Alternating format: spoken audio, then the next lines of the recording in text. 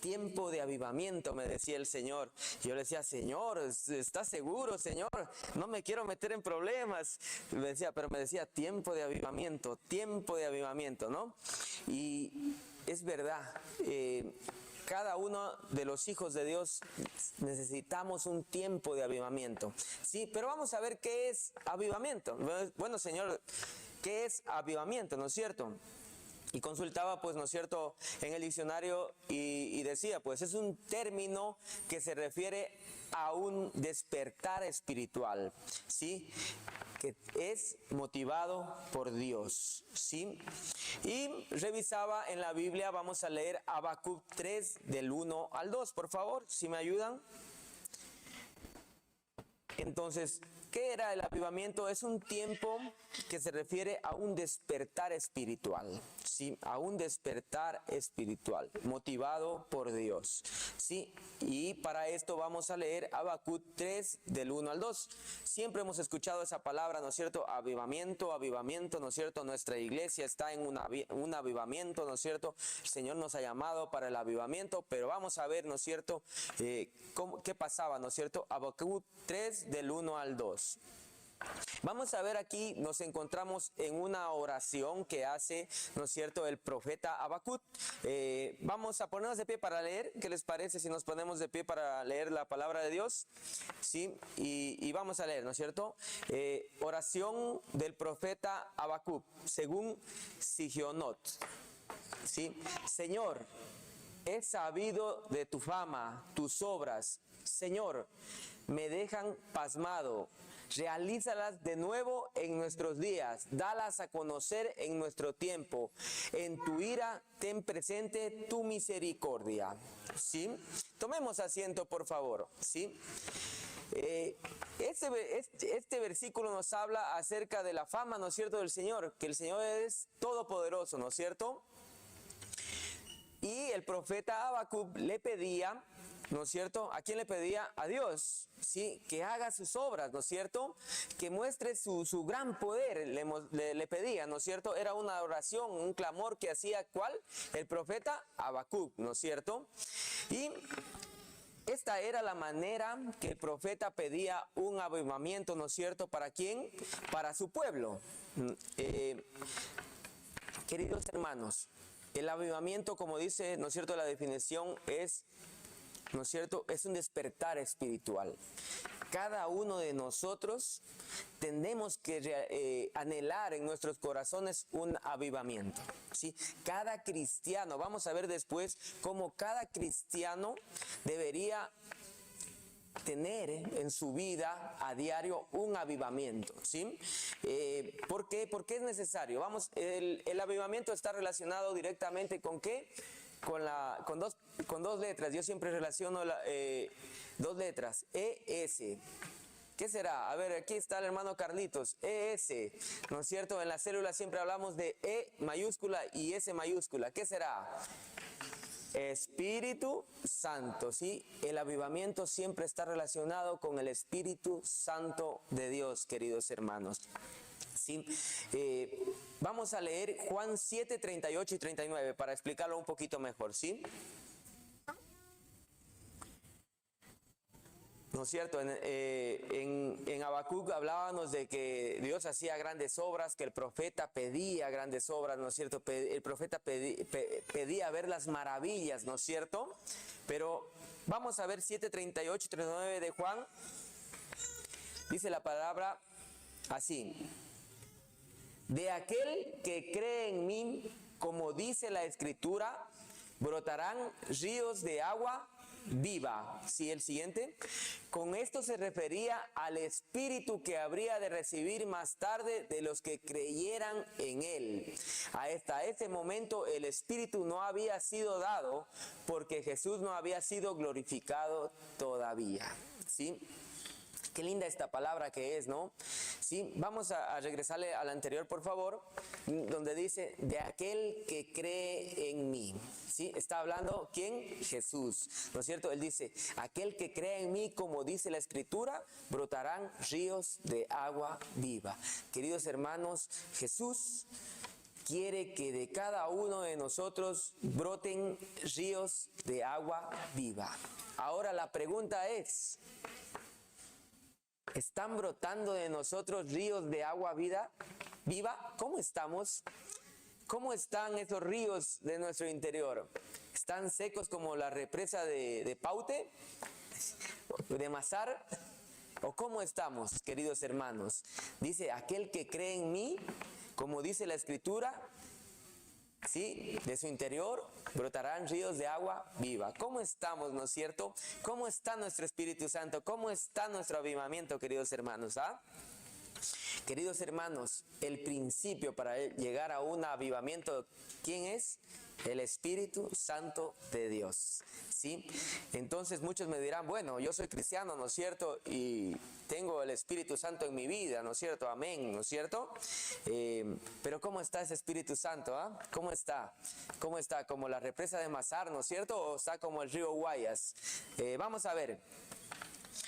¿Cómo podemos llegar, hablando de cortes de energía, hoy día vamos a hablar, ¿no es cierto?, del Espíritu Santo? ¿Cómo llenar la represa de nuestros corazones? ¿Cómo llenar la represa del Espíritu Santo? ¿Cómo tener un avivamiento, queridos hermanos? ¿Sí? Porque yo les voy a pedir en esta noche que levante la mano todo aquel que cree en Jesucristo, en Cristo Jesús como Salvador, ¿sí? Yo creo que todos, ¿no es cierto?, creemos ¿sí? Y ahora les pregunto, no me levanten la mano, ¿no? Pero ¿cómo está nuestro Espíritu Santo? ¿Cómo está ese río de agua viva, ¿no es cierto? No me levante la mano, sí, yo sé que van a levantar todos, amén, gloria a Dios, me van a decir, pero por favor, no levantemos la mano, ¿ya? Vamos a leer Habacuc 3, 17 y 19. Habacuc 3, 17 y 19. ¿Qué es necesario para tener en nuestra vida un avivamiento? ¿Qué es necesario para que de nuestro interior, queridos hermanos, broten ríos de agua viva? ¿Sí? Vamos a tomar Habacuc mismo, 3, 17 y 19. Aunque la higuera no dé renuevos, ni haya frutos en las vides, aunque falle la cosecha de olivo y los campos no produzcan alimentos, aunque en el aprisco no haya ovejas ni ganado, en los establos, alguno de los establos, al siguiente, el Señor omnipotente es mi fuerza, da a mis pies la ligereza de una gacela y me hace caminar por las alturas. Sí, al director musical, sí, queridos hermanos, el secreto para tener un avivamiento, según Habacuc, era el clamor. El Señor Habacuc estaba aquí haciendo un clamor. ¿Sí? Estaba haciendo un clamor, ¿sí? Estaba haciendo una petición, queridos hermanos. Un gran secreto para nosotros tener un avivamiento. A lo mejor por ahí alguien me diga, sí, hermano Cristian, yo siento que necesito más de Dios. Yo siento que cada vez que tengo un problema me voy al suelo. Yo siento que cada vez que viene mi vecina a armarme pleito, yo me voy de pleito con ella y no me puedo aguantar. Queridos hermanos, necesita usted un avivamiento. Necesitamos un avivamiento. Sí, y eso solamente lo podemos lograr con clamor, queridos hermanos. Como dice aquí Habacuc, clamor, ¿sí? La verdad, el Señor nos quiere prosperar, nos quiere bendecir a diario, ¿sí? Nos quiere bendecir, nos quiere dar de su Espíritu Santo a diario. ¿Saben cuál es el problema? Que el pueblo de Dios, que nosotros personalmente, ¿sí?, no buscamos de Dios como Él se lo merece. Si no lo buscamos, si no buscamos, si hay una alabanza muy bonita que dice, haz llover. ¿Sí han escuchado esa? Haz llover sobre este lugar, ¿sí? Necesitamos de esa agua viva, necesitamos de esa búsqueda, necesitamos de ese clamor. Si cada uno de nosotros necesitamos de ese clamor, ¿para qué? Para que venga en nuestra vida un avivamiento, ¿sí? Para que venga en nuestra vida ese avivamiento, ¿sí? ¿Y cómo llegar? Vamos a ver Job 8 del 5 al 7. Vamos a seguir viendo cómo llegar a ese avivamiento, ¿no es cierto? Job 8 del 5 al 7. Dígale a su vecino, no te duermas, dígale, no te duermas, dígale, que ya viene el avivamiento. Job 8 del 5 al 7. Pero si tú vuelves la mirada a Dios, si le pides perdón al Todopoderoso, y si eres puro y recto, Él saldrá a tu defensa y te devolverá el lugar que te corresponde. Queridos hermanos, algo que siempre estudiamos, el hombre, el ser humano, fue creado, ¿saben para qué? Para vivir en el paraíso. ¿Sí? Adán y Eva fuimos creados para vivir ¿en dónde? En el paraíso. Dicen que el paraíso era alumbrado, lo mantenía, ¿saben qué? La presencia de Dios Altísimo. ¿Sí? El hombre, el ser humano fue creado para vivir en la presencia de Dios. ¿Sí? Pero ¿qué pasa? Dice Efesios 4:30 nos dice que el Espíritu Santo dice que es constrictado. Vamos a leerlo, por favor. Efesios 4, el 30, 31 y 32. Sí, Efesios 4, 30, 31 y 32, por favor.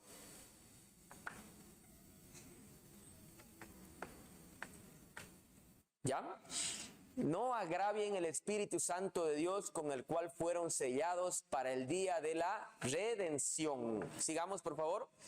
Abandonen toda amargura, ira, enojo, gritos, calumnias y toda forma de malicia. Quiero hacer un stop ahí, una pausa ahí, ¿sí?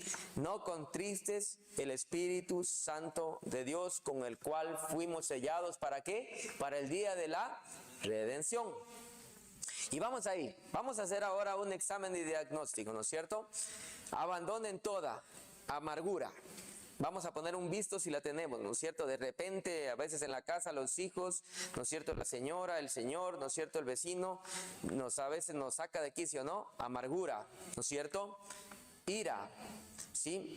Enojo, gritos, calumnias y toda forma de malicia. ¿Qué hacen estas cosas? Contritan el Espíritu Santo de Dios. A veces decimos, bueno, el pecado, ¿no es cierto? El pecado contrita el Espíritu Santo. Acá también la Biblia dice amargura, ira, enojo. Sí, a lo mejor estamos aquí en la iglesia y decimos, bueno, nosotros no pecamos mucho, ¿no es cierto? No asesinamos, no matamos, no mentimos, a lo mejor no fornicamos, no adulteramos, podríamos decir, ¿no es cierto? Pero la Biblia también habla claro de esto, amargura. Ah, ya, por ahí, ¿no es cierto? Como que me voy identificando de repente, ¿no? Ira, ¿no? De repente también, enojo, gritos, ay, alguno por ahí, ¿no es cierto? Calumnias y toda forma de malicia. Estas cosas, queridos hermanos, ¿qué hacen? Contritan, ¿qué?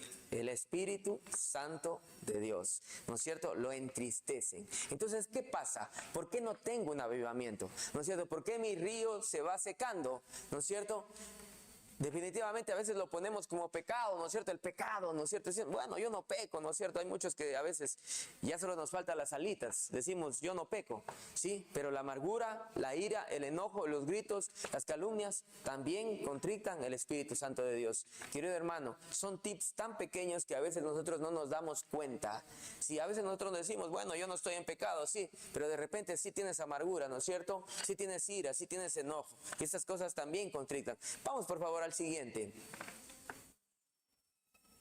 Más bien, sean bondadosos y compasivos unos con otros y perdónense mutuamente, así como Dios los perdona a ustedes en Cristo, queridos hermanos. La mejor manera, queridos hermanos, la mejor manera de contrictar, de entristecer el Espíritu Santo son las iras, ¿no es cierto? Los enojos, ¿no es cierto? Los pleitos, queridos hermanos, ¿sí?